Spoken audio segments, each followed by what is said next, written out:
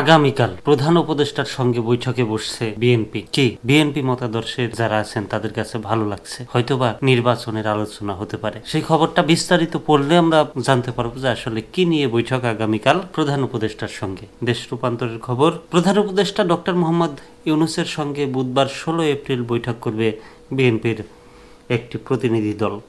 প্রধান উপদেষ্টার বাসভবন রাষ্ট্রীয় অতিথি ভবন যমুনায় দুপুর 12টায় এই বৈঠক অনুষ্ঠিত হবে।